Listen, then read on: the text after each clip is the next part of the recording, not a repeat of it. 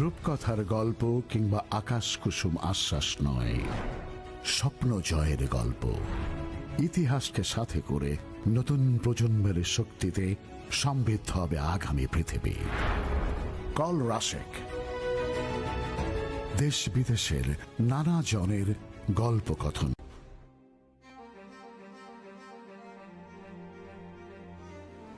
আসসালামু আলাইকুম, আশা করি আপনারা সকলে ভালো আছেন।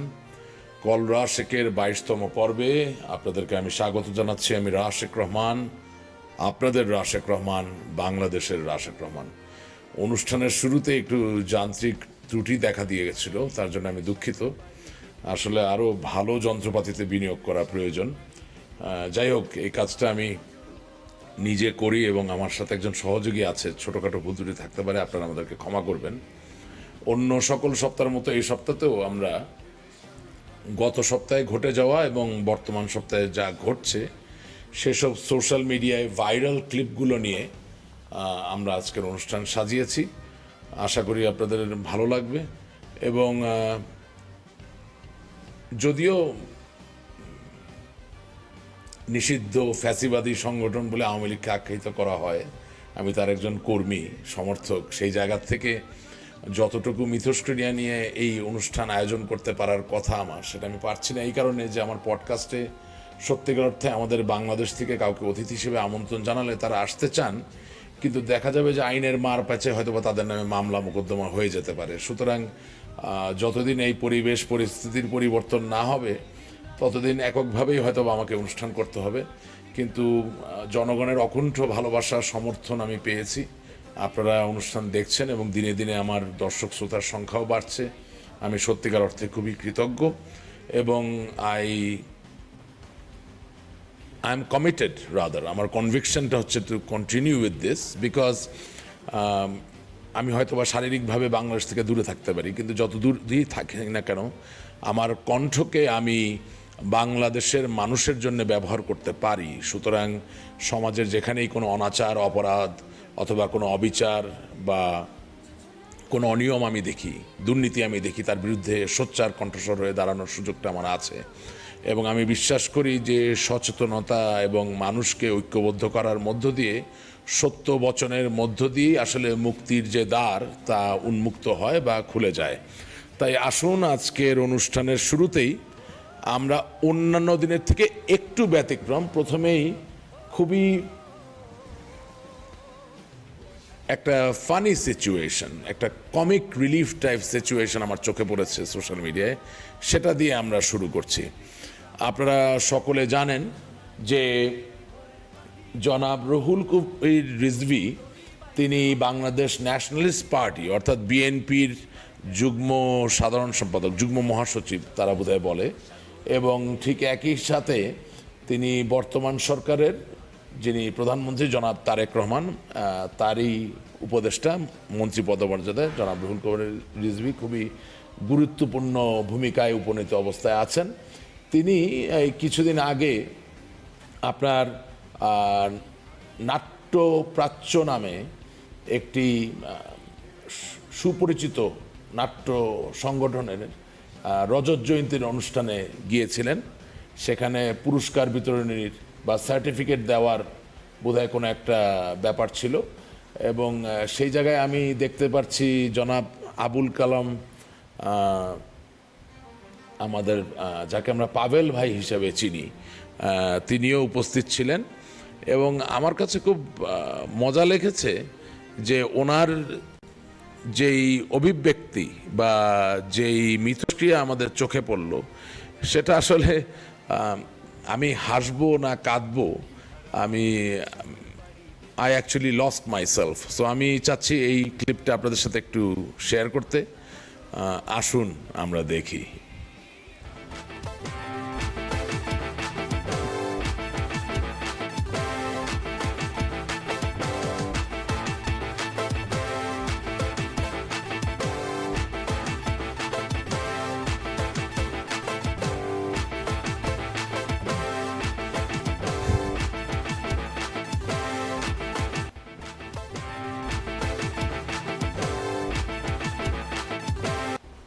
তো প্রাচ্যনাট্য স্কুলের এই রজত জয়ন্তীর অনুষ্ঠানে জনাব রুহুল কবির রিজভী বড্ড, আমি ঠিক এটার বাংলা জানি না, এ ধরনের খিচানো চেহারা নিয়ে কেন পুরস্কার দিচ্ছিলেন আমি ঠিক বুঝতে পারছি না। আর যাই হোক, একটু হাসিতে তো দেওয়া যেত। এবং এই সোশ্যাল মিডিয়ার যেই পোস্ট, সেখানে অনেকগুলো মজার মজার কমেন্ট এসেছে যে বাচ্চারা নাচতে নাচতে পুরস্কার নিচ্ছেন, আপনিও তো একটু হালকা নাচতে পারতেন। আমি সেটার সাথে একমত না, কিন্তু মুখে তো হাসি থাকতেই পারতো। তারা সৃজনশীল কাজ করে, তারা শৈল্পিক কাজ করে, তাদের উৎসাহটা তো আপনার অবয়বে ফুটে ওঠা, যে হাসি, সেই হাসির মাধ্যমেই আসার কথা। তো যাই হোক, let's move on to something really very serious, যেটা বিশেষত আওয়ামী লীগের নেতাকর্মী যারা দেশের বাইরে অবস্থান করছেন তাদের জন্যে খুবই অ্যালার্মিং একটা ব্যাপার। আপনারা সকলে জানেন যে বাংলাদেশের যেই সরকার, যেটার প্রধানমন্ত্রী ছিলেন বঙ্গবন্ধু কন্যা জননেত্রী শেখ হাসিনা, সেই সরকারের একজন সাবেক মন্ত্রী যার নাম সমরেজাউল করিম, তিনি শুরুতে ছিলেন পূর্তমন্ত্রী এবং পরবর্তীতে তিনি প্রাণী সম্পদ মন্ত্রী হন। তিনি বর্তমানে যুক্তরাষ্ট্রে যে অবস্থান করছেন লন্ডন নগরীতে, তার উপরে এক ধরনের আক্রমণ বলা যায়, এটা সোশ্যাল মিডিয়ায় ছড়িয়ে পড়েছে, তাকে লাঞ্ছিত করার একটা চেষ্টা। আসুন আগে আমরা এটা দেখে নেই। বাংলাদেশের আপনার মন্ত্রী ছিলেন না বাংলাদেশের আওয়ামী লীগের? ভালো আছেন তো? হাজার হাজার কোটি টাকা ভাই লুটপাট করে ডাব খাইতেছে। এই আওয়ামী লীগ দোষরে সাপোর্ট টাপোর্ট করে হাজার হাজার লুটপাট করে কেমনে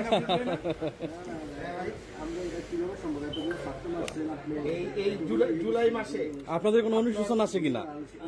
ফেসিস্টকে আপনারা সাপোর্ট করে আইলেন, তারপর আবার এই দেশে আসবে ভাই এইগুলাই ভিডিও করে, এগুলো ভিডিও করে আপনারা দেখুন ডাব খাইতেছেন লন্ডনে এসে হাজার হাজার লোক মারা করে। ল প্র্যাকটিস করতেছি জি, আমি এখানে পূর্বের থেকে লয়ার হিসেবে প্রায় 28,000 কোটি টাকা চুরি করছেন আপনারা। 28,000 কোটি টাকা মানুষ এই দোষরে আপনারা করে সাপোর্ট এখানে আমাকে হাজার হাজার কোটি টাকা মারলেন, গুম করলেন, খুন করলেন মানুষ। আমাদের ট্যাক্সের পয়সা মারছে, আপনি আমাদের ট্যাক্সের পয়সা মারি আসছেন তো আমরা পারি।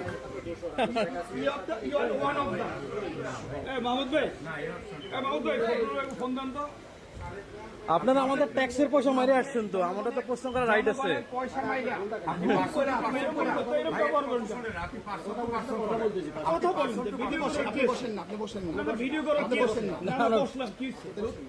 বসেন বসেন বসেন, আমি তো কথা বলতেছি না। আপনারা আমাদের হাজার হাজার কোটি টাকা মারি আসছেন এদেশে, আজ শান্তি মতো ডাব খাইতেছেন আপনারা, ভালো লাগতেছে দেখা। ঠিক আছে, উত্তর দেন না। ব্যাপারটা হচ্ছে, দেশের বাইরে আওয়ামী লীগ, বিএনপি, জামাতে ইসলামী যেভাবে দ্বন্দ্ব এবং সংঘাতে ঝরিয়ে পড়ছে, তাতে করে আমি সামনে খুব অশনি সংকট দেখতে পাচ্ছি। আমাদের দেশের রাজনৈতিক সংঘাত, আমাদের দেশের রাজনৈতিক সমস্যার যেই মোকাবেলা বা সম্মুখীন হওয়ার যে জায়গাটা, সেটা বাংলাদেশেই থাকা উচিত ছিল। আজকে আওয়ামী লীগ যেমন বিএনপি এবং জামাতের এবং এনসিপির বিভিন্ন পর্যায়ের নেতাকর্মীদেরকে বিদেশের মাটিতে আক্রমণ করছেন, সেটার সঠিক না অন্যায় সেটা অন্য আরেকদিন আলাপ করা যাবে। আমি আমার বিভিন্ন টক শোতেও আমি এই বিষয়ে আমার মতামত দিয়েছি। ঠিক একইভাবে মনে রাখতে হবে যে শুধুমাত্র আওয়ামী লীগের যেসব নেতৃবৃন্দ ভারতে আছেন তারাই একটু নিরাপদে আছেন, যারা এর বাইরে আছেন, এই যে সমরেজাউল করিম সাহেব আজকে লাঞ্ছিত হওয়ার উপক্রম, এই ধরনের পরিস্থিতিতে তারা পড়বেন, এটা খুবই স্বাভাবিক এবং এটাই দেখা যাচ্ছে। এবং তার থেকেও খুব মারাত্মক ব্যাপার, আজকে আমি ফেসবুকে জনাব লিয়াকত শিকদার, বাংলাদেশ ছাত্রলীগের সভাপতি ছিলেন, তার একটা ফেসবুক পোস্ট দেখলাম। তিনি সেখানে বলছেন যে আমরা নিজেরাই নিজেদের শত্রু এবং আমরা কবে পরিণত হব, ইংরেজিতে বলে অ্যাডাল্ট হব, এবং কবে আমরা বুঝবো যে আমাদের দুর্বলতা কোথায়, শক্তি কোথায়। এবং তার এই পোস্টে দেখা গেল যে তার অনুসারী যারা স্বাভাবিকভাবেই তার অনেক অনুসারী আছেন এবং আরও সাবেক ছাত্রনেতা যারা আওয়ামী লীগ যারা করেন তারা সকলেই একমত হচ্ছেন। আমি এই পোস্টের কথা উল্লেখ করে বলতে চাই যে আমি 5ই আগস্ট 2024 সালের পর থেকে যা বলছিলাম সেই কথাগুলো তো অক্ষরে অক্ষরে মিলে যাচ্ছে এবং সত্য হচ্ছে। তো আজকে এতদিন পরে কেন আমাদের পরিণত হওয়ার বা অ্যাডাল্ট হওয়ার প্রয়োজন হলো, বা এতদিন পরে কেন আমরা বুঝতে পারছি যে আমাদের শত্রু আমরা নিজেরাই। এবং আমি খোঁজখবর নিয়ে যতটুকু জেনেছি যে জনাব সম রেজাউল করিম তিনি সুদূর যুক্তরাজ্য থেকে ভারতে গমন করেছিলেন, বঙ্গবন্ধু কন্যা জননেত্রী শেখ হাসিনার সাথে দেখা করেছিলেন, তার সাথে খাওয়া দাওয়া করেছেন এবং তিনি তার মতো করে তার নিজের ভিডিও ভ্লগের মাধ্যমে বঙ্গবন্ধু কন্যা কেমন আছেন, তার মনোবল কী অবস্থায় আছে, আওয়ামী লীগ কী করতে চায়, কিভাবে আমরা ফিরে যাব, এইসব কথাগুলো খুব তিনি ভালো কথা বলেন, বাগ্মিতায় তিনি পটু, সেই জায়গার থেকে তিনি একটা আলাদা অবস্থান তৈরি করে ফেলছিলেন। এবং আমি যা বুঝি ওই লিয়াকত শিকদার সাহেবের কথা অনুসরণ করে বলতে চাই, আমার মনে হয় তিনি কোথায় বসে ডাব খাচ্ছিলেন, কার সাথে বসে ডাব খাচ্ছিলেন, এই খবর হয়তোবা ওনারই আশেপাশের কোনো লোক, মানে আমাদেরই কোনো লোক,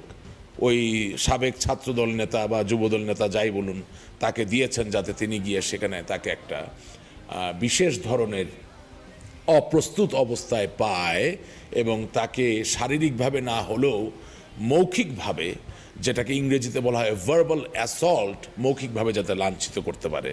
সুতরাং আই থিঙ্ক যারা আওয়ামী লীগ করেন, যারা আওয়ামী লীগকে ভালোবাসেন, যারা আওয়ামী লীগের শুভাকাঙ্ক্ষী, যারা বাংলাদেশের রাজনৈতিক ভারসাম্য ফিরে আসুক এবং একা একা রাজত্ব করার ব্যাপারটা মুছে গিয়ে যাতে সত্যিকার গণতান্ত্রিক আবহ প্রতিষ্ঠিত হয়, এটাতে যারা বিশ্বাস করেন তাদের সকলের কাছে আমার আহ্বান হবে যে সত্যটাকে আমাদের আলিঙ্গন করতে হবে। আর তেলবাজি নয়, তৈলমর্দন করার জন্যে, কাউকে খুশি করার জন্যে মিথ্যাকে সত্য বানানোর চেষ্টা করার দরকার নাই।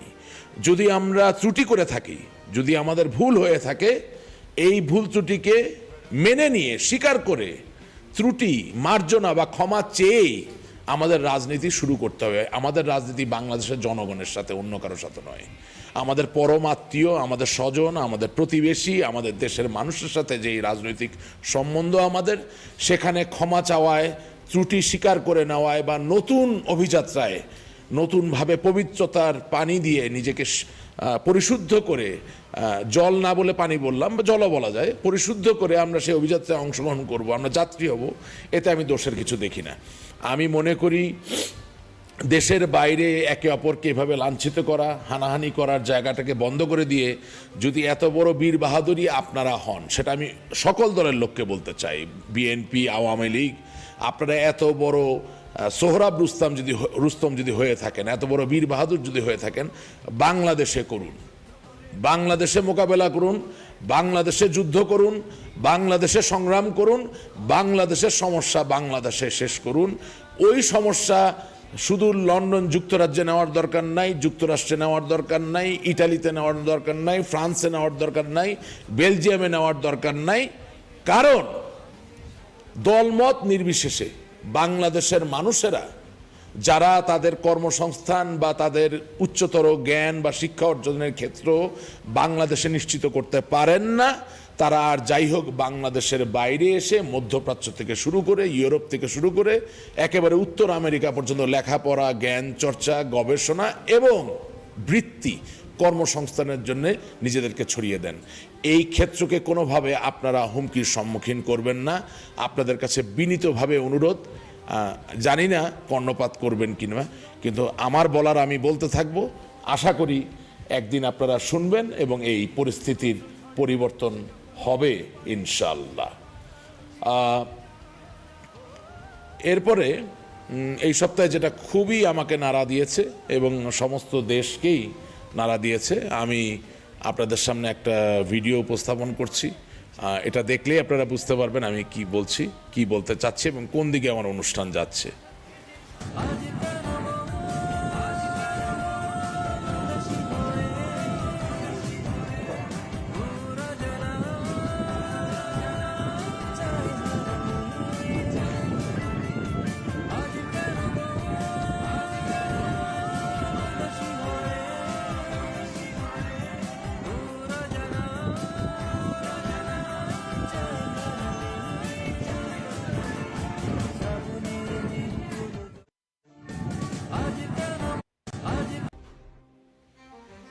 আপনারা বিউটি রানী পালের একটা ফেসবুকের পোস্ট দেখলেন। সম্ভবত এই গানটা ডিফারেন্ট টাচ ব্যান্ডের। সেই গানের নেপথ্য আবহ চলাকালীন সময়ে তিনি হয়তোবা বৃষ্টি স্নাত একটি দিনে হাঁটছেন এবং সেটার ভিডিও তিনি দিয়েছেন। কি আশ্চর্যজনক বিষয়, রুচির কি অবক্ষয় বাংলাদেশে, যে একজন বিদ্যালয়ের প্রধান শিক্ষিকা তিনি তার খুবই শালীন চিত্তে একটা খুবই জনপ্রিয় বাঙালির গান, সেই গানের সাথে তিনি বৃষ্টিকে উপভোগ করছেন, সেটা নিয়ে অকথ্য ভাষায় মানুষের কমেন্ট, ওপিনিয়ন, কাউন্টার পোস্ট আমাকে খুবই দুঃখিত করে। এবং সবচেয়ে বড় কথা, সমস্ত দেশ ব্যথিত হয়েছে, তার পাশে সকলে দাঁড়িয়েছে এবং তার পাশে দাঁড়ানো মানে বাংলাদেশের শিক্ষককুলের পাশেও বাংলাদেশের মানুষ দাঁড়ানো শুরু করেছে। কারণ 2024 সালের 5ই আগস্টের পরে ডক্টর মোহাম্মদ ইউনূস আর যাই হোক বাঙালিকে একটাও জিনিস উপহার দিয়ে গিয়েছে, কিভাবে বাংলাদেশের শিক্ষক শিক্ষিকাদের সাথে বেয়াদবি করা যায় এবং ছাত্রছাত্রীদের সরল মনের সুযোগ নিয়ে সে এমন একটা পরিবেশ বা আবহ তৈরি করেছিল যেখানে 2024 সালের 5ই আগস্টের পর থেকে আজ অবধি, আমি বলবো আজ অবধি, এখনও যে নতুন সরকার জনাব তারেক জিয়ার সরকার, সে সরকার চলাকালীন সময়েও এখনও ক্ষণে ক্ষণে শিক্ষক শিক্ষিকাদের উপরে মব হয়, তাদেরকে সোশ্যাল মিডিয়ায় হেনস্থা করা হয়, তাদের সাথে বেয়াদবি করা হয়। বাট এই দেশকে আমাদের বাঁচাতে হবে। সেই জায়গা থেকে আমি মনে করি বাংলাদেশের সোশ্যাল মিডিয়ায় সমস্ত বাংলাদেশের মানুষ জেগে উঠেছে। তারা এই বিউটি পালের বিরুদ্ধে যে সোশ্যাল মিডিয়ায় ট্রল করা বা তাকে যে ছোট করার চেষ্টা, তার বিরুদ্ধচারণ করার মধ্য দিয়েই বিউটি পালের মতো সারা বাংলাদেশে ছড়িয়ে থাকা লক্ষ লক্ষ শিক্ষক শিক্ষিকা তাদের পাশে দাঁড়িয়েছেন। এবং আমিও আর 10 জন বাংলাদেশের নাগরিকের মতো আমার নিজের জায়গা থেকে আমি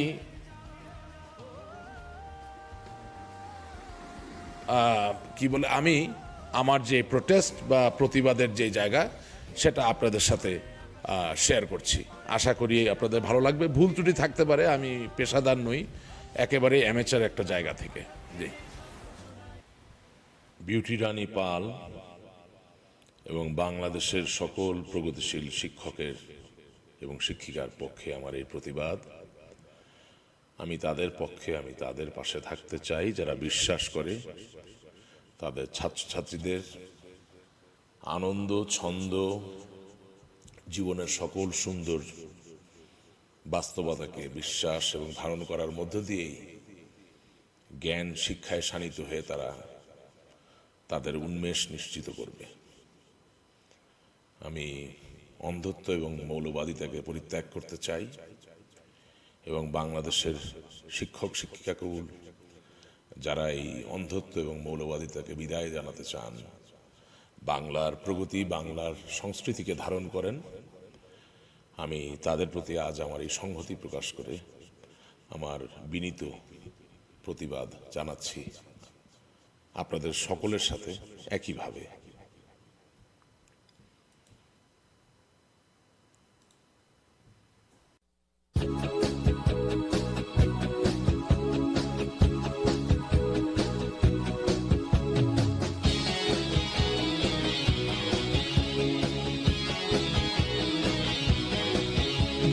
শ্রাবণের মেঘগুলো জড়ো হলো আকাশে, অঝরে নামবে বুঝি শ্রাবণে ঝরায়ে। শ্রাবণের মেঘগুলো জড়ো হলো আকাশে, অঝরে নামবে বুঝি শ্রাবণে ঝরায়ে। আজ কেন মন উদাসী হয়ে দূর জানায় চায় হারাতে? আজ কেন মন উদাসী হয়ে দূর জানায়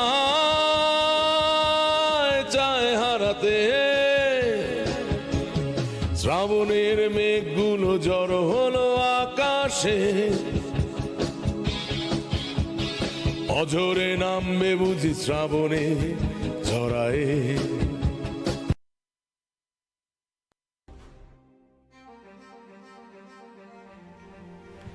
আমি আমার মতো চেষ্টা করলাম, এটা আমার প্রতিবাদ। বিউটি রানী পাল সহ বাংলাদেশের সকল শিক্ষিকা, সকল শিক্ষক, আপনারা জানবেন আমরা আপনাদের পাশে আছি, ছিলাম, থাকবো ইনশাআল্লাহ। সারা বাংলাদেশেই সোশ্যাল মিডিয়ার মাধ্যমে অনেকে এটার প্রতিবাদ করেছেন, প্রতীকী প্রতিবাদ করেছেন। তার এক দুটো আমি দেখাবো, আসুন একটু দেখি। অনবদ্য, ইট ওয়াজ বিউটিফুল, আপনারা দেখেন।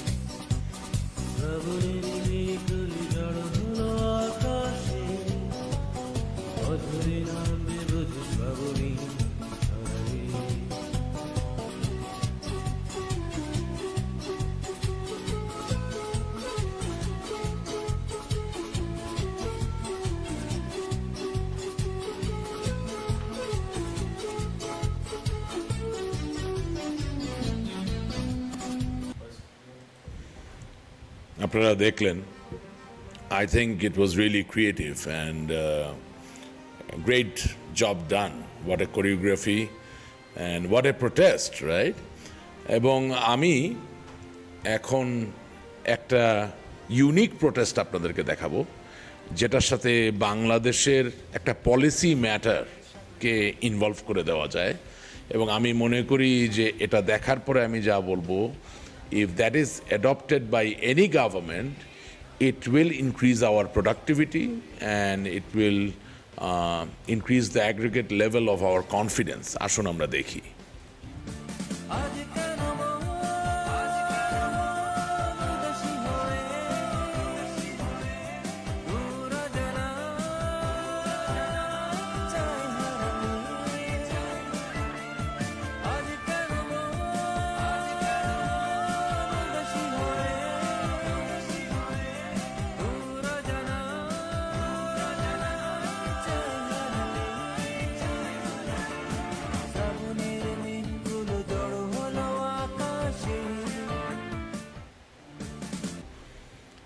বাংলাদেশে এই দৃশ্য বিরল, কিন্তু এই যে প্রতিবাদ মুখর ভিডিওটি তিনি বানিয়েছেন, শ্রাবণের মেঘে মেঘ জড়ো হলো আকাশে, এই গানের ব্যাকগ্রাউন্ড দিয়ে তিনি একটা স্কুটি চালাচ্ছেন, স্কুটার। এখানে আমি মনে করি একটা জিনিস নিহিত আছে। আমি ছোটোবেলা থেকে প্রথমত বলা দরকার আমার বাবার জীবনের প্রথম বৃত্তি, তার জীবনের প্রথম চাকরি ছিল শিক্ষক। তিনি কারমাইকেল কলেজে পড়িয়েছেন, তিনি রাজশাহী বিশ্ববিদ্যালয়ে পড়িয়েছেন, তারপরে তিনি সরকারি আমলা, সরকারি চাকরিজীবী হিসাবে তার জীবন শুরু করেন। তিনি সিভিল সার্ভিস অফ পাকিস্তানে যোগদান করেন। হাউএভার, শিক্ষকদের প্রতি অনেক রিগার্ডস। এবং এই ভিডিওতে আমরা যেটা দেখি যে আমার বাবা আমাকে ছোটোবেলায় যখন প্রথম সাউথ ইস্ট এশিয়া দেখাতে নিয়ে গেলেন, সেখানে আমি গিয়ে দেখলাম সেই দেশের নারীরা, বিশেষত ভিয়েতনাম, থাইল্যান্ডে অনেকেই যান, থাইল্যান্ডে গেলেও দেখবেন সকলে স্কুটি চালাচ্ছে এবং বাইক চালাচ্ছে। আমি যেই সরকারই থাকুক বা যেই সরকারই আসুক, বাংলাদেশকে ভালোবাসি। সেই জায়গা থেকে বলতে চাই, বাংলাদেশের নারীরা অত্যন্ত নিষ্ঠাবান, উৎপাদনশীল, তারা কন্ট্রিবিউট করতে চায়, তারা দায়িত্ববান, দায়িত্ববতী, যেভাবে বলা হোক, রেসপন্সিবল। সেই জায়গা থেকে যদি আগামীকালকে থেকে বাংলাদেশে ড্রাইভিং লাইসেন্স করার জন্যে যেই সরকারি ফি, সেটাকে যদি নারীদের জন্য অর্ধেক করে দেওয়া হয় এবং নারীরা স্কুটি চালাবেন, সেই ক্ষেত্রে কোনো ধরনের কোনো উৎসাহ, প্রণোদনা বা ভর্তুকির যদি ব্যবস্থা করা হয়, আপনারা দেখবেন যে স্কুটির সেল প্রচুর পরিমাণে বেড়ে যাবে। বাংলাদেশে ইতিমধ্যেই রানার গ্রুপ সহ আর অনেকগুলো কোম্পানি বা প্রতিষ্ঠান আছেন যারা এই দ্বিচক্রের যান তৈরি করে থাকেন। একটা উৎপাদনের ক্ষেত্রে একটা বিরাট বড় শিফট এবং একটা বুস্ট তৈরি হবে। এবং ঠিক একইভাবে বাংলাদেশের মেয়েরা, বাংলাদেশের নারীরা বুঝবে যে এই দেশের সরকার তাদের পাশে আছে, তাদের কর্মক্ষেত্রে যাওয়ার জন্যে, আরও কর্মক্ষম হওয়ার জন্য, আরও উৎপাদনশীল হওয়ার জন্যে তাদেরকে সরকার উৎসাহিত করছে। এবং সেই ক্ষেত্রে আপনারা দেখবেন যে সমস্ত দেশে জ্বালানি তেলের গাড়ির উপরে চাপ কমে গিয়ে এই স্কুটার, এই দ্বিচক্রবাহী যানবাহনের সংখ্যা বাড়বে এবং নারীরা যেহেতু অপেক্ষাকৃত অনেক বেশি দায়িত্ববান এবং তারা অনেক বেশি নিষ্ঠাবান তাদের সম্পদের ব্যাপারে, তারা অনেক যত্নশীল হবেন, অনেক নিরাপদ সড়ক তৈরি করার ক্ষেত্রেও তারা ভূমিকা রাখবেন বলে আমি মনে করি। So one small step tomorrow, if any finance minister of Bangladesh takes steps by reducing the license fees for women, they should make it totally half, and the registration cost of a scooty in a lady's name should be totally half. And not only that, নারীরা যদি scooter চালায় বা তারা চালিয়ে যদি ব্যবসা বাণিজ্য, চাকরি বাকরিতে যায়, যদি কোনো খুব বুদ্ধিদীপ্ত মেকানিজম তৈরি করা যায় এটাকে রিকগনাইজ করার, এটাকে একনলেজ করার, আমি বিশ্বাস করি উইদিন ওয়ান ইয়ার বাংলাদেশের দৃশ্যপটে একটা বিরাট বড় পরিবর্তন আমরা দেখতে পারবো। বিশ্বাস করেন, আমি যখন ভিয়েতনামে যাই, আমি যখন সাউথ আমেরিকায় যাই, আমি যখন থাইল্যান্ডে যাই, আমি যখন এই মহিলাদেরকে স্কুটি চালাতে দেখি বা মোটরসাইকেল চালাতে দেখি এবং কাজে যেতে দেখি, আই ডোন্ট ফিল ব্যাড। আমি সেখানে আই ফাইন্ড হোপ, আমি সেখানে আশা খুঁজে পাই, আমি সেখানে অ্যাসপিরেশন খুঁজে পাই, আমি সেখানে ইন্সপিরেশন খুঁজে পাই। সো আমার মনে হলো এটা বলা উচিত। যদি আজকে কেউ এটা গ্রহণ করেন, এই সুযোগ নেন, যদি আগামীকালকে কেউ গ্রহণ করেন, সুযোগ নেন, আমরা কৃতজ্ঞ থাকব। বাংলাদেশের জন্য ভালো কিছু হবে, এটা আমি বিশ্বাস করি। আমরা বিউটি পার্লারের উপরে ঘটে যাওয়া যেই সোশ্যাল মিডিয়ায় অন্যায় এবং যেটা আসলে মানুষকে দুর্বল করে ফেলে, ভালনারেবল করে ফেলে, সেই জায়গার থেকে আমরা এখন একটা আশার জায়গায় যেতে চাই। আপনারা সকলে জানেন যে আমার জায়গাটা খুব পরিষ্কার। আপনি যেই দলই করেন না কেন, আমি আওয়ামী লীগ করবো চিরকাল। আমি আওয়ামী লীগকে ভালোবাসি, আমি বঙ্গবন্ধুকে ভালোবাসি, এটা আমার পরিচয়, এখানে কোনো কম্প্রোমাইজ নেই। কিন্তু তাই বলে অন্য কোনো দলের কেউ ভালো কিছু করলে সেটা আমি অ্যাপ্রিসিয়েট করবো না, সেটা হয় না। উই হ্যাভ টু, পলিটিক্সে নেশন বিল্ডিং, স্টেটসম্যানশিপ, এগুলোর মূল্য আছে। সুতরাং শুধুমাত্র ঝগড়া করার জন্য ঝগড়া করা, কাউকে ছোট করার জন্য ছোট করা, that can't be our philosophy, that can't be our motto. তাহলে আসুন একটি ভালো ঘটনা আমরা দেখি। ছিল ভাবে ভরা দুটি আখি চঞ্চল, তুমি বাতাসে উড়ালে ভীরু অঞ্চল। ছিল ভাবে ভরা দুটি আখি চঞ্চল, তুমি বাতাসে উড়ালে ভীরু অঞ্চল। ওই রূপের মাধুরী মোর সঞ্চয়ে রেখেছি, দূর হতে তোমারে দেখেছি, আর মুগ্ধ হয়ে চোখে চেয়ে থেকেছি।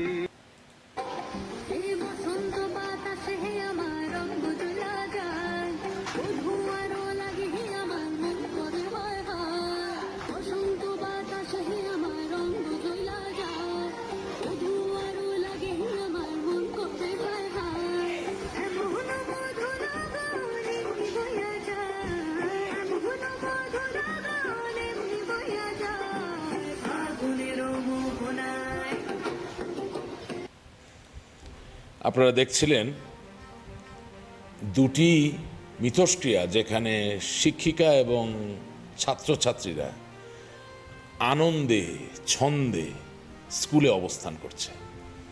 আজকের অনুষ্ঠানের প্রতিপাদ্য বিষয় যেটা আছে আপনারা দেখলেই বুঝবেন, বন্যেরা বনে সুন্দর, শিশুরা মাতৃক্রোড়ে। অর্থাৎ বেসিক আইডিয়া, ছাত্রছাত্রীরা স্কুলে সুন্দর, ক্লাসে সুন্দর, শিক্ষক শিক্ষিকা পাঠদানে সুন্দর, স্কুলে সুন্দর। তাদের একে অপরের সাথে বিশ্বাসের, আনন্দের, জ্ঞান আহরণের, জ্ঞান পিপাসা চরিতার্থ করার, ঠিক একইভাবে জীবন যে সুন্দর, জীবন যে উপভোগের, এই সম্বন্ধ, এই সম্পর্কটাই সুন্দর। এই জায়গাটা আমাদের রাখতে হবে। এবং আমি বিশেষত খেয়াল করেছি আমার বয়ঃপ্রাপ্ত হওয়ার পর থেকে, I am very grateful to my teachers. I have studied in a government school, government laboratory high school. আমার বন্ধুরা আমার সাথে ছিলেন। We got great teachers. বকা দিয়েছেন, অনেক সময় শাসন করেছেন, কর্পোরাল পানিশমেন্টের থেকেও বেশি অনেক সময় সাজা দিয়েছেন, কিন্তু তাদের প্রতি রেসপেক্ট আমরা কোনোদিন লুজ করি নাই। কারণ আমাদের পারিবারিক আবহে শিক্ষককে সম্মান করতে হবে, এটা জারি ছিল। কিন্তু আমি বুঝলাম না এই দেশের কি হলো। এটা একেবারে রিসেন্ট পাস্ট নয়, অর্থাৎ এটা যে 1-2 বছরের ব্যাপার তা না।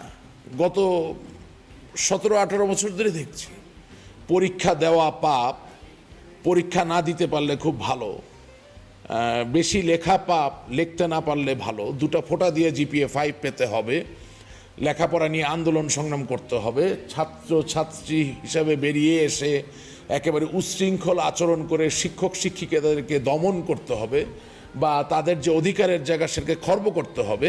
এবং সেই জায়গায় বাংলাদেশের অভিভাবকদের যে খুব বেশি আমরা এগিয়ে আসতে দেখেছি সেটা নয়, বাংলাদেশের রাজনীতিবিদরাও যে খুব বেশি এগিয়ে এসেছে সেটাও নয়, বাংলাদেশের যারা শিক্ষাবিদ, রাজনীতিবিদ, অভিভাবক, তারা কেউই বাংলাদেশের ছেলেমেয়েদের ভালো মানুষ হিসেবে গড়ে তোলা, ভালো শিক্ষায় শিক্ষিত করা এবং লেখাপড়া যে একটা চ্যালেঞ্জ, সেই জায়গাটা তৈরি করার ক্ষেত্রে ঐক্যবদ্ধ হতে পারেন নাই বা একে অপরকে সাহায্য সহযোগিতা করেন নাই।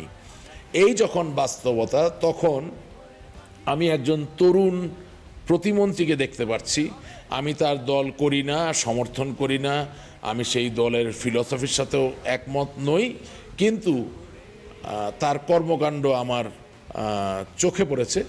সুতরাং আমি ভাবলাম যে আপনাদের সামনে তুলে ধরি। কিন্তু এখানে আমার একটা কাউন্টার ন্যারেটিভ আছে।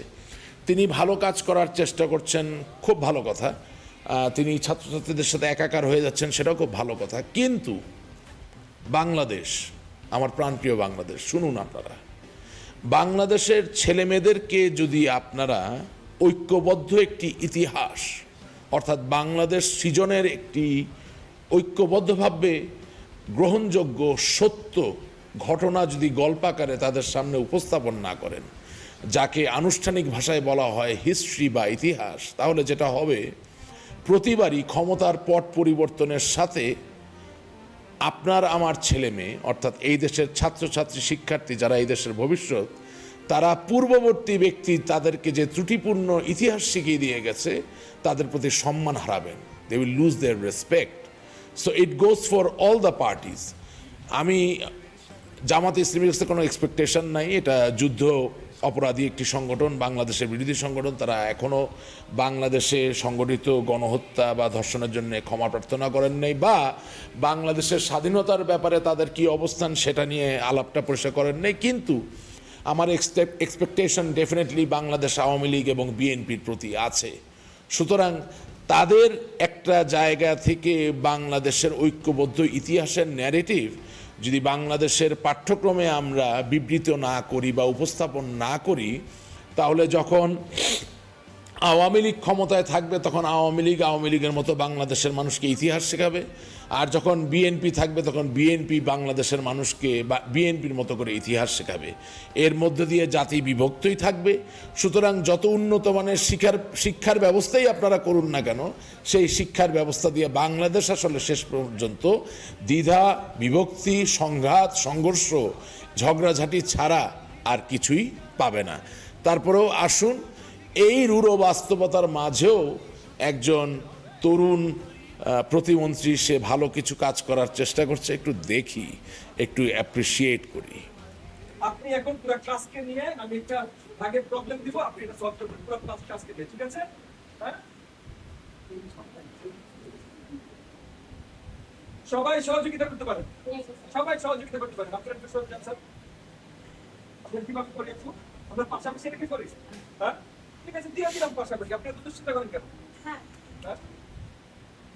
আপনি একদম দুশ্চিন্তা করবেন না, আমরা পাশাপাশি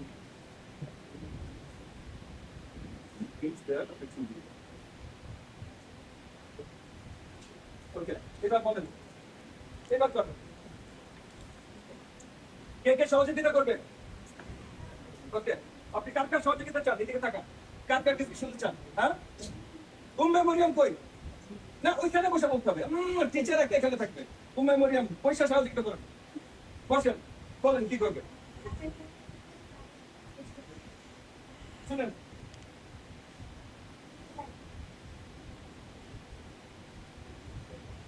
এগুলো করি তো আমরা, রাইট? এগুলো করি না মা? এগুলো করি তো, ঠিক আছে। হ্যাঁ, যেই যেই আপনারা দেখছিলেন যে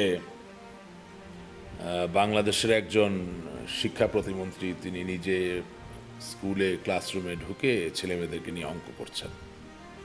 so it conveys A message, the message is we need to learn mathematics. It conveys a message that a minister of the country or state, they take education seriously. It's very important. এবং এই যে participation, সকলকে নিয়ে participate, এবং আমার খুব ভালো লেগেছে বাচ্চাগুলোকে তিনি আপনি বলছেন। আমি আই ওয়াজ টাচড, এবং I would like to see this kind of things more. আমি জানি না আমার দর্শক শ্রোতারা আরও দেখতে চান কিনা, বিশ্বাস করি আমি এই ধরনের কাজগুলো আরও বেশি দেখতে চাই, বাংলাদেশের মধ্যে দিয়ে সুন্দর হবে। কিন্তু হ্যাঁ, অবশ্যই অবিভক্ত ইতিহাস আমাদের প্রয়োজন, তাছাড়া আমাদের ছেলেমেয়েরা খুব ভালো কিছু শিখবে বলে মনে হয় না। আরেকটা সিন আপনাদের সাথে শেয়ার করতে চাই। একটু আগে এই minister he was emphasising on mathematics, একই ব্যক্তি, তার আরেকটা ক্লিপ। কি লিখছেন? কি লিখছেন আপনি এটা? What meaning? What meaning লিখছি? আমরা সবাই খাতা বন্ধ করি তো, সবাই একটু খাতা বন্ধ, বসেন আপনি বসেন। সবাই খাতা বন্ধ করছে, সবাই খাতা বন্ধ করেছি, সবাই সবাই খাতা বন্ধ করেছি, ঠিক আছে। আপনার নাম কি? সামনে আসতে চাই। ট্রাভেলিং মানে কি?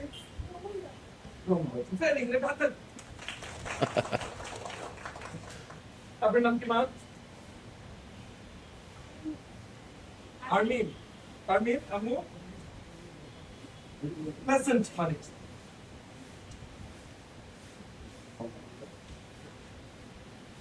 কোন অসুবিধা নেই, ডোন্ট ওয়ারি। জার্নি মানে কি? জার্নি, জার্নি ভ্রমণ, ভেরি গুড। আপনার নাম কি sir?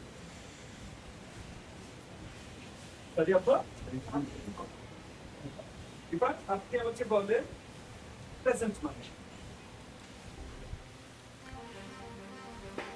This is at the height of interactivity. Boys and girls of this country needs to see that the leaders of this country, people who make policy, people who have power, people who make decision, they are close to them. They try to understand them. They interact with them. It's very, very important. একদিনে কোনো কিছু অর্জন করা যায় না, একদিনে একটা পরিবর্তন আসে না, but that's how you start. We need to be humble. We need to calm down. Not in the sense calm, but in the sense calm down. নেমে আসতে হয়. We need to land. And আমার কাছে এই জিনিসগুলো খুব ভালো লাগছে। আই হোপ যেগুলো অল সিনসিয়ারিটি আমাদের দেশের মন্ত্রীরা করছেন, এটা একক কোনো দলের ব্যাপার নাই। এটা আমি মনে করি এই কাজগুলো উদাহরণ বা দৃষ্টান্ত হয়ে থাকবে সকল আগামী দিনের অন্যান্য দলের মন্ত্রী প্রতিমন্ত্রী যারা আসবেন তাদের জন্যে। এরপরে আসুন, বাংলাদেশের প্রাথমিক শিক্ষকদের একটা অনুষ্ঠান কিছুদিন আগে হয়েছে, ওখানেই ওই এলাকারই একটা সার্কিট হাউসে, সেখানে দুজন শিক্ষক এবং শিক্ষিকার মতামত বা কথাগুলো একটু আমরা শুনি। এবং আপনারা এখানে খেয়াল করবেন যে এই যে একটা ইংলিশ ক্লাসে তিনি ঢুকলেন এবং জিজ্ঞাসা করলেন জার্নি মানে কি, প্লেজেন্ট মানে কি। হোয়াট হ্যাপেন্স ইজ 2026 সাল থেকে সামনের দিকে আমাদের দেশের ছেলেমেয়েদেরকে যখন আগামী দিনের চ্যালেঞ্জকে মোকাবেলা করতে হবে, যখন আমরা নিজেদেরকে ছড়িয়ে দিব সমস্ত পৃথিবীতে, তখন এই ম্যাথামেটিক্স, এই অঙ্ক আর ইংরেজি ছাড়া আপনার আমার অন্য কথাই কিন্তু মানুষ বুঝবে না আপনি আমি কি বলতে চাই। সুতরাং English and mathematics is the way to go forward, and এই নামকাবাস্তে GPA 5 পাওয়ার নামে অঙ্ক এবং ইংরেজিকে শরবত বানিয়ে ফেলাটা ঠিক হবে না। শরবত যে হয়ে গেছে সেটা একটু শুনুন। আমি ইংরেজি মাস্টার ট্রেনারে ছিলাম এবং কিছু ইংলিশ নিয়ে গবেষণা করি। দেখলাম যে আমাদের অ্যাকচুয়ালি স্যার আমাদের ইংলিশ যে বইগুলা এগুলা কিন্তু রিডিং এর উপযোগী কিনা এগুলা প্রশ্ন রয়েছে। তাহলে আমি আপনার কাউন্টার প্রশ্ন কেন নিয়ে আসলেন? ট্রেনার তো এটা শুধু টিচার না, এই বইগুলা স্যার আগে রিডিং এর যদি উপযোগী করা হয় তাহলে স্যার অটোমেটিক্যালি শিক্ষার্থীরা মানে রিডিং যে পারার সংখ্যাটা বেশি মানে বেড়ে আসবে। আই এগ্রি স্যার, আমি আপনার সাথে ওটাই স্যার আমার কাছে বেশি ধরা পড়ছে। আরেকটা স্যার যে আমাদের স্পিকিং এর উপর বেশি গুরুত্ব দেওয়া হয়, কিন্তু দেখেন এটা উচ্চ বিদ্যালয়ের কাছে জড়িত হয়ে যায়। ইন্টারমিডিয়েট পাস করার পরেও 11-12 বছর বাধ্যতামূলক ইংলিশ পড়ার পর সে স্পিকিং করতে পারে না। কথা বলতে অথচ বাধ্যতামূলক ছিল হাই স্কুল থেকে 200 মার্ক, প্রাইমারিতে 100 মার্ক। এটার আমার কাছে যেটা মনে হয়েছে স্যার যে প্রশ্ন কাঠামো স্পিকিং নাই। আমাদের যে পরীক্ষার্থীর যে ধারণা তারা মার্কস পাওয়ার জন্য পরীক্ষা দিয়ে পাস করবে, A+ পাবে, কিন্তু পরীক্ষায় যে প্রশ্ন কাঠামো যদি স্পিকিং থাকতো 25 মার্কের, 40 মার্কের, 30 মার্কের, তাহলে ক্লাসরুমে কিন্তু তারা স্পিকিং করতো। একটা সময় ইন্টারমিডিয়েট পাস করার পর তারা অটো স্পিকিং চলে আসতো। এগ্রিড, সুন্দর কথা বলেছেন স্যার। ইংরেজি শিক্ষাটা খুব কঠিনভাবে আমাদেরকে জারি করতে হবে। আপনারা সকলে জানেন যে 1757 খ্রিস্টাব্দের 23 জুন পলাশীর আম্রকাননে নবাব সিরাজউদ্দৌলা ইংরেজের হাতে পরাজিত হন, এবং এরপর থেকে বাঙালি এবং সমস্ত ভারতবর্ষের যে এই যে ঔপনিবেশিক শক্তি তার কাছে আক্রান্ত হয়ে একেবারেই পশ্চাৎপদ হয়ে যাওয়ার একটা পরিস্থিতি তৈরি হয়েছিল। এবং সেই জায়গায় যেটা হয় যে ইংরেজদের বিরোধিতা করতে গিয়ে বাংলাদেশের মুসলিম নেতা যারা ছিলেন তারা ইংরেজি শিক্ষাকে সম্পূর্ণভাবে পরিত্যাগ করেন, এবং দেখা যায় যে 1947 সালের 14 আগস্ট পাকিস্তান এবং 1947 সালের 15 আগস্ট ভারত দুটি দেশ স্বাধীন রাষ্ট্র হিসাবে আবির্ভূত হলেও এই দুটি দেশেই মুসলমানরা লেখাপড়ায় পিছিয়ে পড়েছিলেন, এবং তাদের জন্যে আধুনিক বিশ্বের যে চ্যালেঞ্জ সেটা মোকাবেলা করা ছিল দুরূহ। সেই একই পুনরাবৃত্তি যাতে বাংলাদেশে আবার না হয়, বাংলাদেশের স্বৈরাচার হুসেইন মোহাম্মদ এরশাদ একেবারে জেনে শুনে সচেতনভাবে বাংলাদেশের ইংরেজি শিক্ষা এবং গণিত শিক্ষা এবং বিজ্ঞান শিক্ষার 12টা বাজি দিয়েছিলেন, because he did not want the people of this country to B educated. এটার পিছনে আরও কোনো সুপার কনস্পিরেসি আছে কিনা আমরা জানি না। এবং এই জায়গার পরে এর পরবর্তীতে আর যারাই দেশ শাসন করার দায়িত্বে এসেছেন তারা কেউই সস্তা জনপ্রিয়তার কথা চিন্তা করেই হোক বা যেভাবেই হোক কোনোভাবেই ইংরেজি পঠন, ইংরেজি লেখন, অঙ্ক বোঝা, অঙ্ক করা, এই জায়গাটাকে আর শানিত করতে পারেন নাই। অর্থাৎ বিজ্ঞান মনস্ক মানুষ যারা সমস্ত বিশ্বে বৈশ্বিক মানদণ্ডে নিজেদেরকে তার আত্মপ্রকাশ ঘটাতে পারে, এই জায়গাটা আমরা নিশ্চিত করতে চাই নাই। আই অনলি হোপ যে this is going to change, and যদি আজকে সিনসিয়ারলি আমরা এই কাজটা শুরু করি, এটার যে ডিভিডেন্ড অর্থাৎ এডুকেশন অ্যান্ড নলেজ সিকিংয়ের যে ডিভিডেন্ড সেটা অবশ্যই আমরা খুব ছট করে না হলেও মোটামুটি দ্রুততার সাথে বাংলাদেশের মানুষ পাওয়া শুরু করবে নিশ্চয়ই। এবার আসুন একজন প্রাথমিক স্কুলের শিক্ষিকার একটা ছোট্ট বক্তব্য শুনি। আমি সেখানেও অনেক সমাধান খুঁজে পাই। আমি সুমিত্রা রায়, তেতলি সরকারি প্রাথমিক বিদ্যালয়ের সহকারী শিক্ষিকা। আমি 2006 সাল থেকে প্রাথমিক শিক্ষার সাথে জড়িত আছি, এবং এর আগে আমি ব্রাকে পড়াইছি প্রায় 5 বছর, ব্রাকে ছোট ছোট বাচ্চাদের। এখন স্যার আমি আমার কথা দিয়েই শুরু করি। আমি যেভাবে করতেছি, আপনাদের একটা একটা অভিযোগ, আমরা প্রাথমিক শিক্ষকরা আমাদের বাচ্চাদের পড়াই না আমাদের স্কুলে।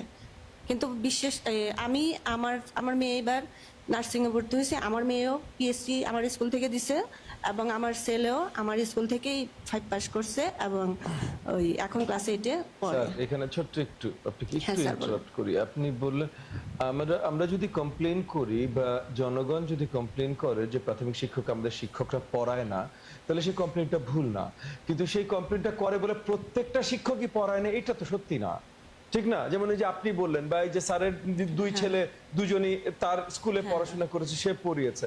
তো আমি ধরে নিচ্ছি আজকে এখানে আপনারা যারা উপস্থিত আছেন তারা সকলেই পড়া, কিন্তু 3.5 লাখের বেশি আমার শিক্ষক, এখানে কয় লাখ আছে?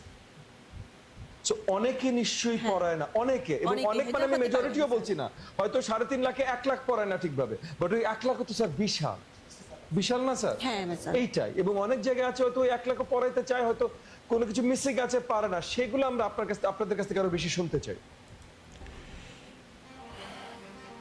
Education doesn't have any color. Education doesn't have any religion. Education doesn't have any creed. And education does not surely have any political party assigned to it. Education is for us. Education is for a nation to transpire. Education is for a nation to build itself. Education is for a dream to culminate into something great, into a greater dream, into a greater reality rather. সুতরাং এই যে ভদ্রমহিলা বললেন যে তার ছেলে মেয়ে তার স্কুলেই পড়েছেন, তার ছেলে মেয়ে যখন তার যে স্কুলে সে পড়ে তখন তাকে নিশ্চিত হতে হয় যে অন্যান্য শিক্ষক শিক্ষিকারাও তার বাচ্চাকে ঠিকমতো পড়াচ্ছে কিনা। ঠিক একইভাবে তিনি তো ঠিকমতো পড়াচ্ছেন বলেই বিশ্বাস করতে চাই বা বিশ্বাস করা যায়। এই একই ঘটনা বাংলাদেশের চিকিৎসকদের জন্য হওয়া উচিত ছিল। একজন চিকিৎসক যিনি উপজেলা স্বাস্থ্য কমপ্লেক্সের দায়িত্বে থাকবেন, তাকে তার পরিবার সহ সেখানে থাকতে হবে, যাতে করে তার পরিবারের চিকিৎসার ব্যাপারটাও ওখানেই অর্থাৎ তার নিজের হাসপাতালেই দেওয়া হয়। তাতে করে ওই চিকিৎসক দিনের পর দিন দায়িত্ব পালন না করে বাইরে বাইরে ঘুরবেন, সেটাও সম্ভব না, এবং তার পরিবারও সেই হাসপাতালের বাইরে গিয়ে অন্য কোথাও সুযোগ সুবিধা নেবেন, সেই ব্যাপারটাও সম্ভব নয়।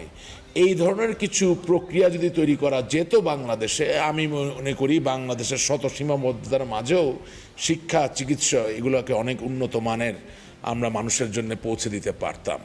এনিওয়েজ, আজকে বহুদিন ধরে দেশের বাইরে আছি, নিজ দেশে যেতে পারছি না, মিথ্যা মামলায় জর্জরিত, অনেকগুলো হত্যা মামলা, অনেকগুলো হত্যা চেষ্টার মামলা, বহু ধরনের মিথ্যা মামলায় জড়িয়ে দেওয়ার চেষ্টা করা হচ্ছে এবং ফ্যাসিবাদের দোসর বলা হচ্ছে। আওয়ামী লীগ করা মনে হয় কবিরা গুনাহ।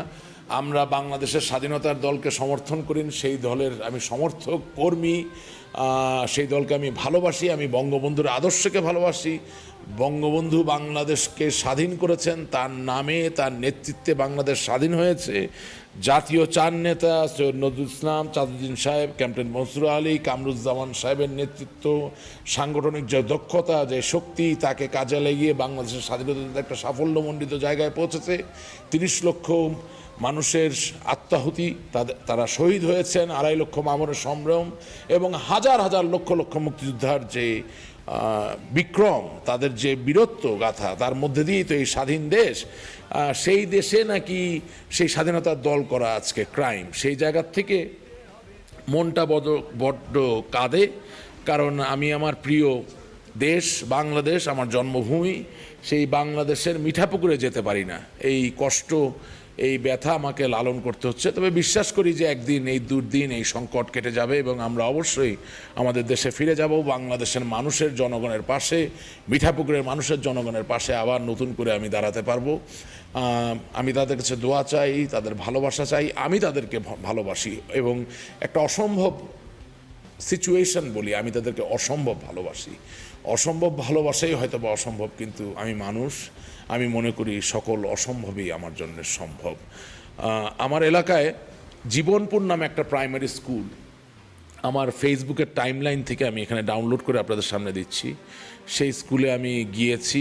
সেই স্কুলের সভাপতি ছিল আমার যুবলীগের আহ্বায়ক জনাব আসাদুজ্জামান সোহাগ, জনাব ফহিম শাহর সন্তান, মিঠাপুকুরের যুব নেতা। সেই স্কুলের সভাপতি হিসাবে খুব একেবারে নিজের মনে করে স্কুলটা সে পরিচালনা করত। তার পরিষদ বর্গের সকলকে নিয়ে এবং শিক্ষক শিক্ষিকা প্রধান শিক্ষক সকলকে নিয়ে, এবং আমি খোঁজখবর নিয়ে দেখেছিলাম যে তাকে সকলে খুব রেসপেক্ট করত এবং কোনো সংঘাত ছিল না, একটা সৌহার্দ্যের মধ্য দিয়ে স্কুলটা পরিচালিত হতো। নিশ্চয়ই 5ই আগস্ট 2024 পরে এই পরিস্থিতি পরিবর্তিত হয়েছে, সে আর স্কুলের সভাপতি নাই।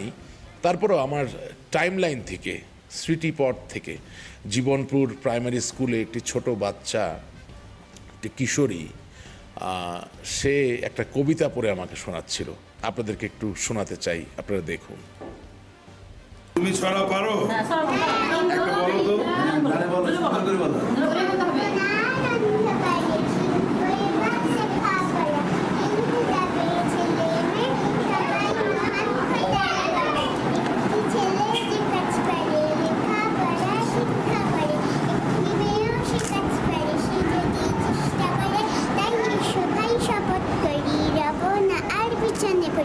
মেয়ে হলে দোষ কি তাতে, মানুষ যদি হতে পারি।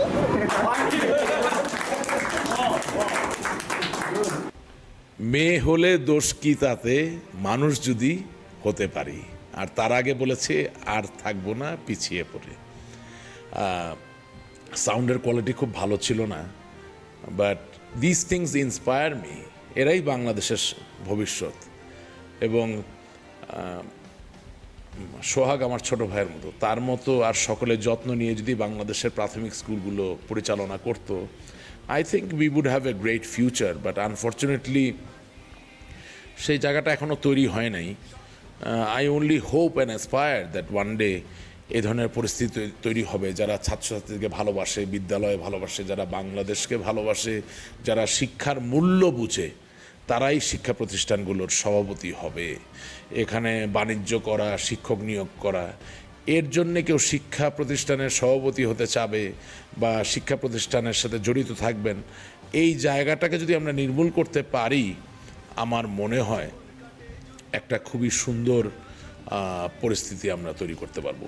এনিওয়েজ, অনেক নেতিবাচক ইতিবাচকের মাঝে খুবই নেতিবাচক একটা ঘটনা আপনাদেরকে শেয়ার করছি। আমার ক্লাস আছে, এটা আছে, পাগল আপনি প্রমাণ করবেন। আচ্ছা ঠিক আছে, প্রমাণ করবেন, এটা আপনি প্রমাণ করতে হবে, এটা আপনাকে প্রমাণ করতে হবে, এটা প্রমাণ করতে হবে, এটা প্রমাণ করতে হবে। এটা আমি টোটাল ক্লাস লাইভে নেব। আপনারা চিন্তা করতে পারেন, একটা চলমান ক্লাসে বাচ্চাগুলোর সামনে স্কুলের অ্যাসিস্ট্যান্ট হেডমাস্টার এবং স্কুলের একজন টিচার তারা বাক বিতণ্ডায় লিপ্ত। আমি মনে করি এটা সরকারের দায়িত্ব আইডেন্টিফাই করে ব্যবস্থা নেওয়া, এবং we must realise one thing, আমাদের ছেলেমেয়েদেরকে বিভৎস ব্যাপারগুলো দেখানো ঠিক নয়, কুৎসিত ব্যাপারগুলো দেখানো ঠিক নয়। তারা আনন্দে, ছন্দে, ভালোবাসায়, সুরক্ষায় বেড়ে উঠবে, এটাই আমাদের লক্ষ্য হওয়া উচিত। এই বাংলাদেশে পরিবর্তন আনতে হবে, আমাদের ছেলেমেয়েদেরকে টোটালি একটা প্রোটেক্টেড সিচুয়েশনে আমাদেরকে নিয়ে যেতে হবে। ইফ নট, এই পৃথিবীতে তাদেরকে আনার কোনো অধিকার আমাদের নাই। If we don't love them, if we don't care for them, and in true sense ভালোবাসা, আমি তোমাকে বললাম আমি তোমারে ভালোবাসি, আমি তোমারে ভালোবাসি, কিন্তু তোমারে আমি কুৎসিত ব্যাপারের সাথে পরিচিত করে দিই, তোমাকে আমি নোংরামি দেখাই, তোমাকে আমি বিভৎস ব্যাপারের সাথে পরিচিত করে দিই, তোমাকে আমি সন্ত্রাস দেখাই, তোমাকে আমি ঝগড়াঝাটি ফ্যাসাদ দেখাই, তাহলে তার তোমাকে মুখ দিয়ে আমি তোমারে ভালোবাসি বলে সত্যিকার অর্থে ভালোবাসি না।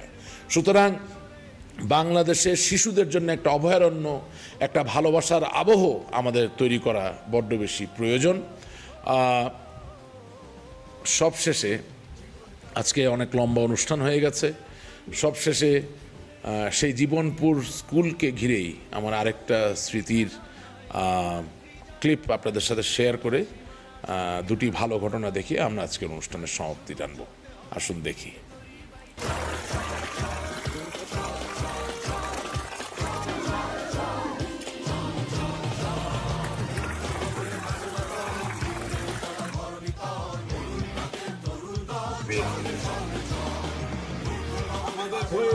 খেলাধুলা করতে পারছে, সেই সুযোগ তোমাদের থাকতে হবে।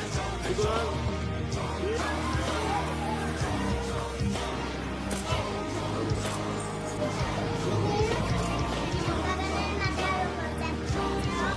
ওইখানে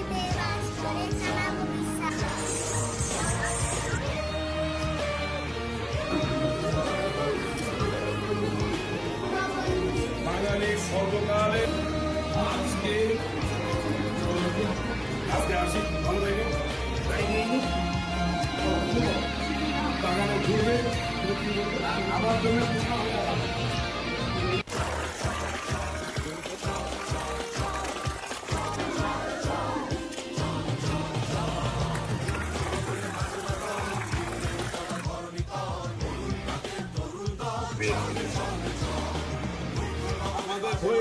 খেলাধুলা করতে পারছে সেই সুযোগ তোমাদের আসছে সুতরাং চল চল চল ঊর্ধ্ব গগনে বাজদল নিম্নে উতলা ধরণী তল চল রে চল রে চল। বাংলাদেশ এগিয়ে যাবে, আমরা এগিয়ে যাব, আমাদের ছেলেমেয়েরা আমাদের ভবিষ্যৎ গড়বে। আমরা অতন্দ্র প্রহরীর মতো তাদের পাশে দাঁড়িয়ে থেকে এমন একটা পরিবেশ তৈরি করব যেখানে তারাই হবে স্বপ্ন বুননের সৈনিক, স্বপ্ন বুননের শিল্পী। সবশেষে আপনারা দেখুন একটা অনবদ্য আইডিয়া, একটা ধারণা, একজন খুবই সফল স্বনামধন্য ডাক্তার, তিনি সোশ্যাল মিডিয়ায় প্রায় আসেন, তিনি শেয়ার করেছেন, আপনারা শুনুন। এটা আমাদের অনাগত ভবিষ্যৎ অথবা যারা সদ্য ভূমিষ্ঠ হয়েছে তাদেরকে নিয়ে ঘেরা। আমার কাছে মনে হচ্ছে যে বিউটিফুল আইডিয়া, ওয়ান্ডারফুল। একটা বুদ্ধি আমার মধ্যে অনেকদিন মাথায় ঘুরপাক খাচ্ছিল। আমি ভাবলাম আপনাদের সবার সঙ্গে শেয়ার করি। এটা ডাক্তারি না, এটা পারিবারিক সোশ্যাল ইস্যু। আমাদের তো প্রত্যেকের ঘরেই নতুন সন্তান আসছে, কারো কারো নাতি নাতনি আসছে। আমার ধারণাটা এই যে যাদের সন্তান হয়েছে বা যাদের নাতি নাতনি আসছে, ওই সন্তানের নামে একটা ইমেল খোলা উচিত। আর সেখানে বাবা মা, নানা নানি, দাদা দাদি, চাচা মামা ফুপু যে যখনই পারছে ওই বাচ্চা সম্বন্ধে ওই দিনের হঠাৎ যখন কিছু মনে হচ্ছে ওই কথাগুলি ইমেল করে ওই বাচ্চার ইমেল অ্যাড্রেসে পাঠিয়ে দেওয়া। প্রথমে তো জানতেই পারবে না, একদিন যখন বড় হবে তখন এই স্মৃতিগুলো বাচ্চাগুলো পড়তে পারবে এবং এই স্মৃতিগুলি পড়ে বাচ্চারা খুব আনন্দ পাবে। বাচ্চারা বুঝতে পারবে ওরা যখন খুব ছোট অবস্থা থেকে একটু একটু করে বড় হচ্ছিল ওদের আদরের কোনো অভাব হয়নি। বড় হয়ে এই যে আদরের কোনো অভাব হয়নি এই জিনিসটা জানতে পারাটাও বিরাট একটা আনন্দের ব্যাপার। ধন্যবাদ। শুধু আনন্দের ব্যাপার না, একটা অনুপ্রেরণার ব্যাপার, একটা অসম্ভব শক্তির আধার। কারণ একটা শিশু সে বড় হওয়ার পরে দেখবে তার দাদা, তার দাদি, তার নানা নানি, চাচা চাচি, ফুপা ফুপি, খালা খালু, মামা মামি সকলে তারে ভালোবাসতো, সকলে তার কথা স্মরণ করত। এবং হয়তোবা বড় হওয়ার পরে সকলে থাকবে এমন কোনো কথা নেই, অ্যাটলিস্ট তাদের স্মৃতিটা থেকে যাবে। আর ভালোবাসা অনুপ্রেরণা দিয়ে কত বড় বড় পরিবর্তন পৃথিবীতে এসেছে। আমাদের যে ভবিষ্যৎ, তারা যখন বেড়ে ওঠার পরে এই অপ্রকাশিত ভালোবাসার সাথে পরিচিত হবে, যে তাদের কথা চিন্তা করে এতগুলো ইমেল ছিল এবং এত সুন্দর সুন্দর কথা সেখানে ছিল, আমি তো মনে করি তারা ভালো মানুষ হবে, তারা অন্যায় থেকে দূরে চলে আসবে, তারা অপরাধ থেকে দূরে চলে আসবে এবং একটা সুন্দর পৃথিবী তৈরি হবে। সব শেষে মার্কিন যুক্তরাষ্ট্রে একজন ছাত্র, তিনি ডাক্তারি পাশ করেছেন এবং তার কনভোকেশনে তিনি যাকে ভালোবাসেন তার সহধর্মিণী যা হবে, যে তার স্ত্রী হবে, যাকে সে তার আপন প্রাণ থেকেও বেশি ভালোবাসে, তাকে প্রস্তাব দিয়েছে, প্রপোজ করেছে, যেটাকে ইংরেজিতে বলা হয়। সেই ক্লিপটা দেখে আমরা আজকে আমাদের অনুষ্ঠানের ইতি বা সমাপ্তি ডাকবো। সবশেষে একটা সুন্দর বাংলাদেশের স্বপ্ন, আশা, আকাঙ্ক্ষা, অভিলাষকে লালন করে আপনাদের সামনে আসা। আপনারা সকলে ভালো থাকবেন। আগামী শুক্রবার রাত 10টায় বাংলাদেশ সময় আবার আমাদের ইনশাল্লাহ দেখা হবে। আমি রাশেক রহমান, আপনাদের রাশেক রহমান, বাংলাদেশের রাশেক রহমান। দেখা হবে কল রাশেকে। ভালো থাকবেন। আসসালামু আলাইকুম। জয় বাংলা, জয় বঙ্গবন্ধু।